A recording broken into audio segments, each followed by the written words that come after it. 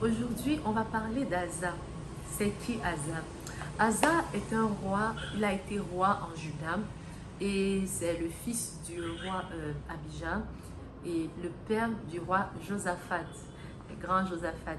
Et Asa lui-même, il a servi vraiment Dieu fidèlement. Mais il a commis une grosse erreur à la fin de son règne. Et j'aimerais vous exhorter à veiller davantage. Veillez afin que votre course à la fin ne vous détourne pas de ce que Dieu a prévu pour vous. Donc, bienvenue à tous et je vous prie s'il vous plaît de liker, de partager autour de vous la vidéo. Moi, c'est Ariel Victoire, servante de Jésus-Christ par ordre de Dieu le Père et de Jésus-Christ, mon espérance. Donc, on revient sur Asa. Asa a servi Dieu vraiment avec beaucoup de zèle. Asa a servi Dieu fidèlement. Il a fait tomber, il a détruit les statues des Baal et tout ça qui régnait, qui était présent en Juda. Donc, ce que Asa a fait qui m'a beaucoup plu, c'est qu'il était face à une armée. Il avait 300 000 soldats dans son armée. Et avec les 300 000 soldats, il y a l'Éthiopie qui est venue s'attaquer à lui. Et les Éthiopiens étaient 1 million. Imaginez, 1 million d'Éthiopiens sont venus et ils étaient juste 300 000. Donc, au lieu de paniquer, ce qu'il a fait, c'est qu'il s'est appuyé sur l'Éternel. Il a dit, Seigneur, toi seul, tu peux sauver le faible comme le fort. Tu peux sauver le faible du plus fort que lui. Toi seul, c'est sur toi seul que nous nous appuyons. Donc, voilà où on en vient. Qu'est-ce que Dieu aime? Qu'est-ce que tu peux offrir à Dieu comme cadeau? Dieu aime quand tu t'appuies sur lui seul. Je sais pas, c'est un peu comme, je me dis parfois que peut-être c'est comme une pâtisserie que tu offres à Dieu. Je sais pas. C'est un peu comme une pâtisserie. Donc, comme je disais, ce que Dieu aime, c'est de s'appuyer uniquement sur lui. Il aime quand tu t'appuies sur lui, tu crois en lui, tu as confiance en lui. Parfois, je me dis que bon, moi j'aime la pâtisserie. Je me dis que Dieu, peut-être, c'est comme un gâteau à la crème là, avec peut-être une bonne crème chantilly et tout ça enrobé avec une bonne crème glacée à côté. Tu lui offres ça comme ça sur un plateau. Tu donnes, tu dis que ça c'est pour toi. Donc, quand tu t'appuies sur Dieu de tout ton cœur, il aime ça. Dieu aime quand on s'appuie sur lui. D'ailleurs, c'est ce que Dieu a dit après dans 2 Chroniques 16. L'histoire d'Asa que je raconte, se trouve dans 2 Chroniques. Ça commence 2 Chroniques 14, 2 Chroniques 15, 2 Chroniques 16. Vous allez lire pour mieux comprendre en fait l'histoire, pour mieux vous édifier. Et le Saint-Esprit va vous conduire à recevoir d'autres révélations de ces passages-là. Donc, face à ces 1 million de soldats et 300 chars, donc ils étaient 1 million 300. Donc, eux, ils étaient juste 300 000. Donc, là, face à tout cela, il s'est tourné vers Dieu et Dieu a permis à ce qu'il remporte cette guerre-là. Et ils ont ramené, même ils ont eu beaucoup de présents, ils ont eu beaucoup de butins à travers cette guerre-là. Parce qu'ils ont combattu en s'appuyant sur l'Éternel, sur Dieu. Mais, après...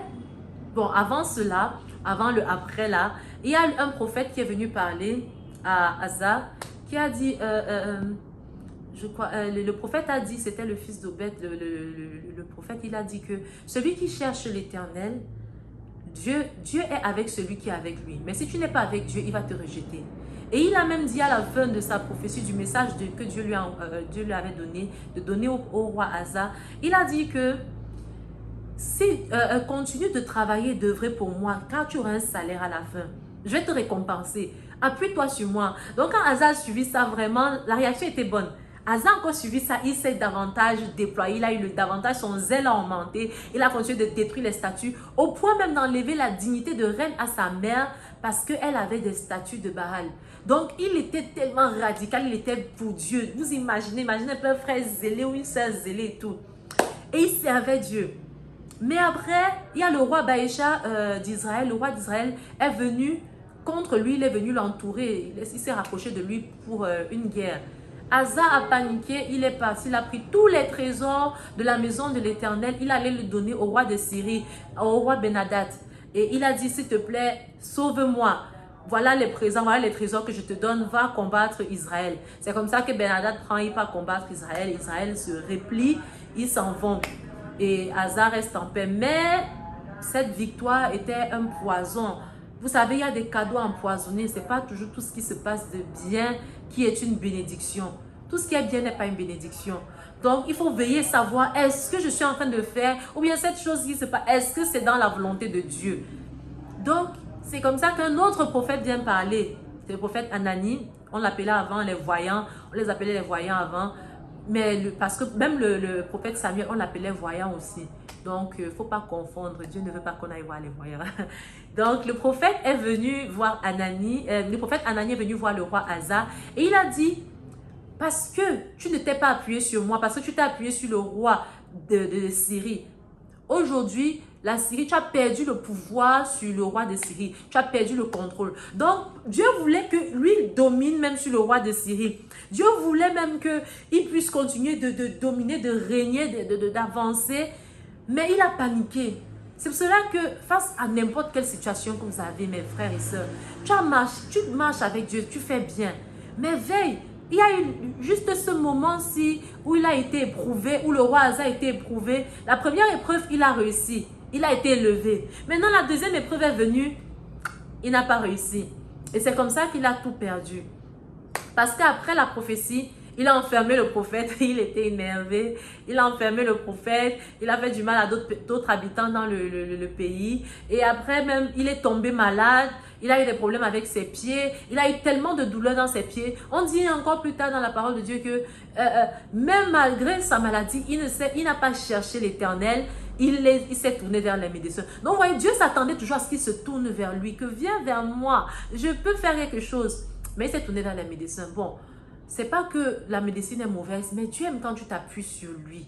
Que tu t'appuies sur lui d'abord, vraiment. Hein, cherche l'Éternel. Peut-être tu peux prendre des médicaments, mais en prenant ces médicaments, tu tournes tes regards vers Dieu, que Seigneur, je prends ces médicaments en m'appuyant sur toi. Bien que, quoique, tu peux avoir une plus grande foi et croire à la guérison divine. Parce que moi, je crois à la guérison divine.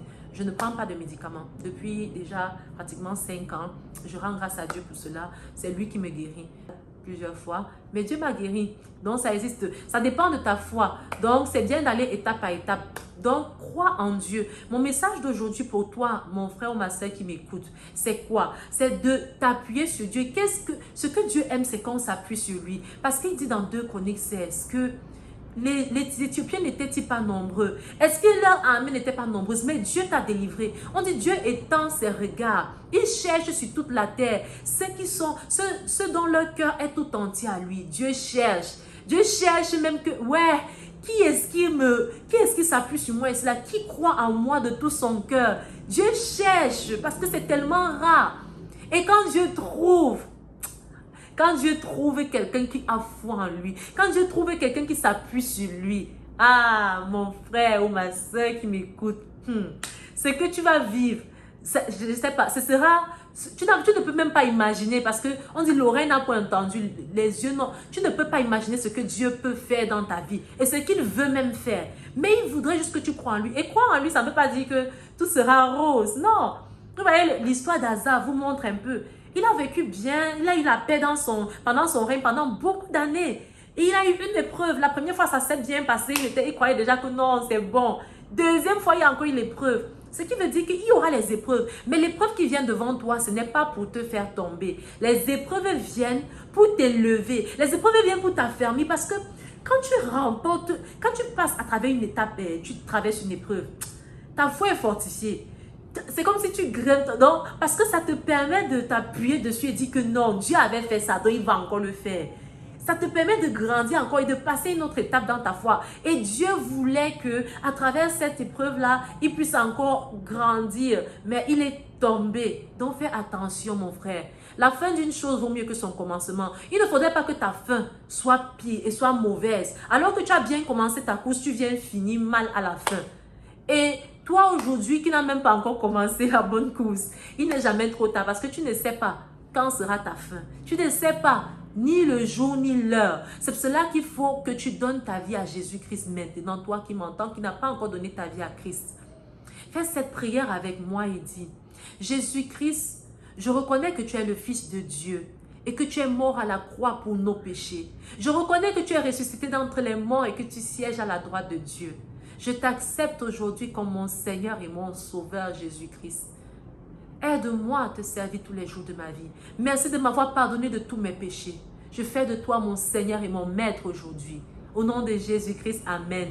Je vous assure que Aussi simple que ça, Jésus-Christ est déjà avec vous.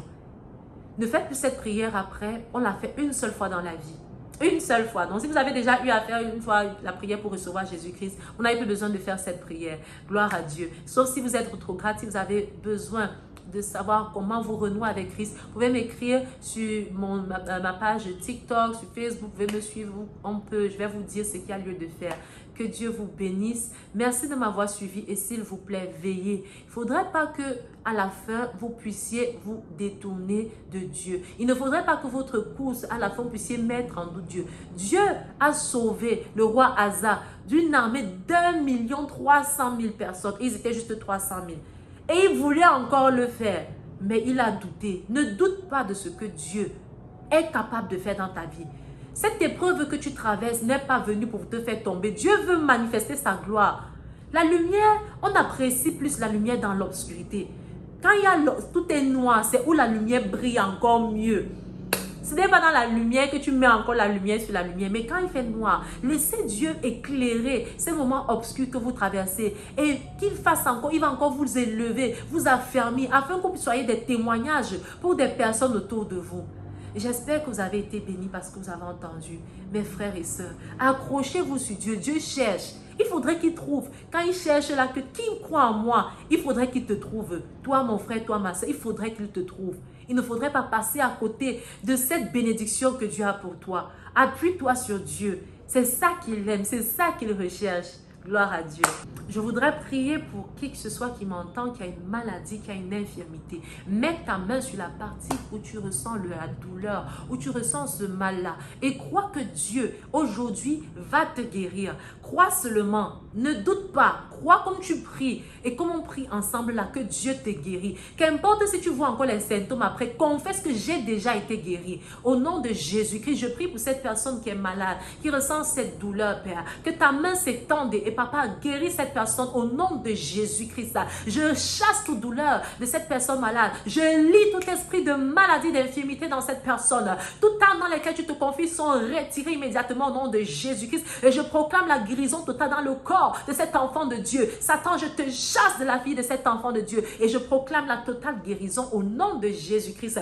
Gloire à Dieu. Merci papa parce que tu as guéri cet enfant de Dieu. Reçois toute la gloire, Père. Reçois toute la gloire. Merci mon frère, ma soeur. Si tu as été guéri, s'il te plaît, n'hésite pas à me contacter, que ce soit par mail ou bien sur TikTok, mon compte TikTok ou bien Facebook. Gloire à Dieu, au nom de Jésus-Christ. Amen.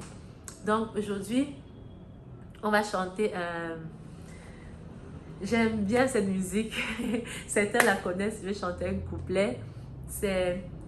Veux-tu briser du péché le pouvoir? La force est en Christ, la force est en Christ.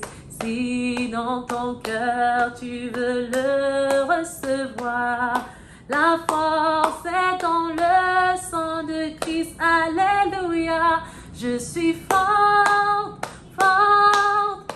Oui, plus que vainqueur par le sang de Jésus, mon sauveur. Je suis forte, forte. Oui, plus que vainqueur par le sang de Jésus, mon sauveur. Je suis forte, forte. Oui, plus que vainqueur par le sang de Jésus, mon sauveur. Je suis forte, forte, puis plus que vainqueur par le sang de Jésus, mon sauveur. Gloire à Dieu. J'espère que vous avez été bénis, que Dieu vous accompagne davantage tout au long de ce week-end et cette semaine qui arrive. Bonne semaine à vous, que Dieu vous bénisse au nom de Jésus-Christ. Amen. Dieu, il existe, il est là, il est capable. Si tu crois que Dieu est capable,